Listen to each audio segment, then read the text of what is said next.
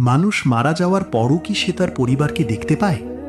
এই প্রশ্নটা হাজার বছর ধরে মানুষের হৃদয়কে কাঁপিয়ে দিয়েছে। কেউ প্রিয় মানুষকে হারিয়ে রাতে কাঁদে, কেউ কবরের পাশে দাঁড়িয়ে ভাবে, সে কি আমাকে দেখছে? ইসলাম আমাদের শেখায় মৃত্যুর পর মানুষের জীবন শেষ হয়ে যায় না, বরং শুরু হয় বারজাখ নামের এক নতুন জগৎ। এই জগতের বাস্তবতা আমরা পুরোপুরি বুঝতে পারি না, কারণ এটি অদৃশ্য জগতের অংশ। তবে কুরআন ও হাদিস থেকে এতটুকু বোঝা যায় যে মৃত মানুষ দুনিয়ার সবকিছু আগের মতো দেখতে বা শুনতে পারে না। আল্লাহ যাকে যতটুকু অনুমতি দেন সে ততটুকুই জানতে পারে। তাই কেউ নিশ্চিতভাবে বলতে পারে না যে মৃত ব্যক্তি প্রতিদিন তার পরিবারকে দেখছে। কিন্তু একজন মুমিনের রূহ তার প্রিয়জনদের জন্য দোয়া ও ভালোবাসা অনুভব করতে পারে, এই বিশ্বাস ইসলামের সৌন্দর্যের অংশ। সবচেয়ে বড় সত্য হলো মৃত্যুর পর মানুষ তার আমল নিয়েই ব্যস্ত হয়ে পড়ে। তখন দুনিয়ার সম্পর্কের চেয়ে আখিরাতের হিসাব অনেক বড় হয়ে যায়। রাসূল সাল্লাল্লাহু আলাইহি ওয়াসাল্লাম আমাদের বুঝিয়েছেন, কবর হলো আখিরাতের প্রথম ধাপ। সেখানে মানুষ তার আমল অনুযায়ী শান্তি বা কষ্ট অনুভব করে। একজন নেককার বান্দার জন্য কবর জান্নাতের বাগানের মতো হয়ে যায়, আর গুনাহগারের জন্য তা কঠিন আযাবের স্থান হতে পারে। এই অবস্থায় মৃত ব্যক্তি দুনিয়ার মানুষের মতো স্বাধীনভাবে চলাফেরা করতে পারে না। সে তার পরিবারকে আগের জীবনের মতো এসে দেখা করতে পারে, ইসলামে এর কোনো স্পষ্ট প্রমাণ নেই। তবে কিছু আলেম বলেছেন, আল্লাহ চাইলে মৃত ব্যক্তিকে তার পরিবারের অবস্থা সম্পর্কে কিছু জানাতে পারেন। বিশেষ করে যখন পরিবারের কেউ তার জন্য দোয়া করে, কুরআন পড়ে বা সাদাকাহ দেয়, তখন মৃত ব্যক্তি উপকৃত হয়। এজন্য ইসলামে মৃতের জন্য দোয়া করাকে এত গুরুত্ব দেওয়া হয়েছে, কারণ দুনিয়ার মানুষের ভালো কাজ মৃত আত্মার কাছে পৌঁছে যায়। তাই প্রিয়জন হারিয়ে শুধু কান্না নয়, তার জন্য দোয়া করাই সবচেয়ে বড় ভালোবাসা। অনেক মানুষ স্বপ্নে তাদের মৃত বাবা মা বা প্রিয়জনকে দেখে ভয় পায় বা আবেগে ভেঙে পড়ে। ইসলাম বলে সব স্বপ্ন একই রকম নয়।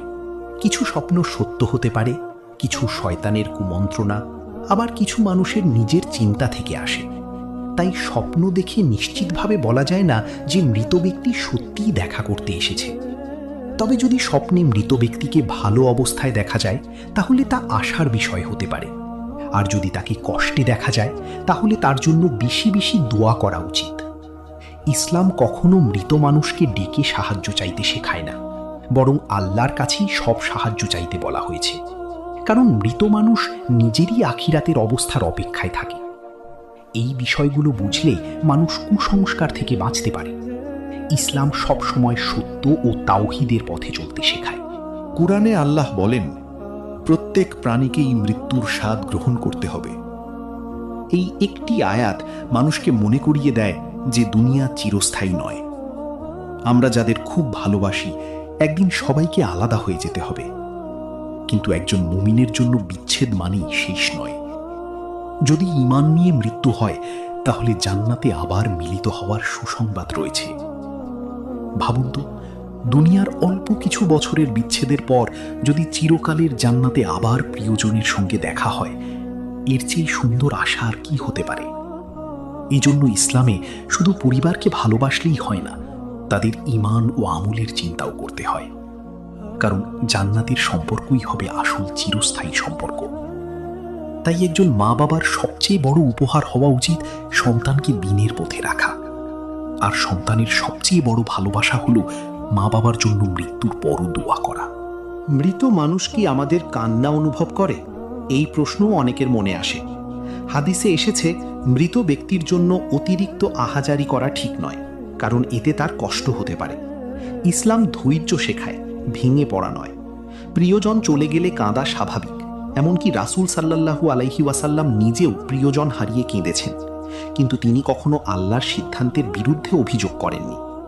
আজ অনেক মানুষ কবরের পাশে গিয়ে শুধু কান্না করে, অথচ মৃতের জন্য দোয়া করে না। অথচ দোয়াই তাকে সবচেয়ে বেশি উপকার দেয়। আপনি যদি সত্যিই কাউকে ভালোবাসেন, তাহলে তার নামে সাদাকা করুন, কুরআন তিলাওয়াত করুন, আল্লাহর কাছে ক্ষমা চান। কারণ মৃত্যুর পর মানুষের সব দরজা বন্ধ হয়ে যায়, শুধু অন্যের দোয়ার দরজা খোলা থাকে। এই ভালোবাসাই আখিরাতে আলো হয়ে দাঁড়াবে। ইসলাম আমাদের শেখায় মৃত্যুকে ভয় না করে প্রস্তুতি নিতে। কারণ মৃত্যু কোনো শেষ অন্ধকার নয়, বরং নতুন জীবনের শুরু। আমরা প্রতিদিন দুনিয়ার কাজ নিয়ে এত ব্যস্ত থাকি যে কবরের জীবনের কথা ভুলে যাই, অথচ একদিন আমাদের নামও শুধু স্মৃতিতে রয়ে যাবে। তখন মানুষ হয়তো কিছুদিন কাঁদবে, তারপর আবার নিজের জীবনে ব্যস্ত হয়ে যাবে, কিন্তু আমাদের আমল কখনো আমাদের ছেড়ে যাবে না। তাই বুদ্ধিমান সেই ব্যক্তি যে মৃত্যুর আগেই আখিরাতের জন্য প্রস্তুতি নেয়। নামাজ, কুরআন, সততা, মানুষের হক আদায়, এগুলোই কবরের অন্ধকারে আলো হবে। মৃত্যুর পর পরিবারকে দেখা যাবে কিনা তার চেয়ে বড় প্রশ্ন হলো, আমরা কি আল্লাহর রহমত পাওয়ার মতো জীবন কাটাচ্ছি? কারণ আখিরাতের সফলতাই আসল সফলতা। অনেক সময় মানুষ অতিরিক্ত আবেগে মৃত ব্যক্তির সঙ্গে যোগাযোগ করার চেষ্টা করে।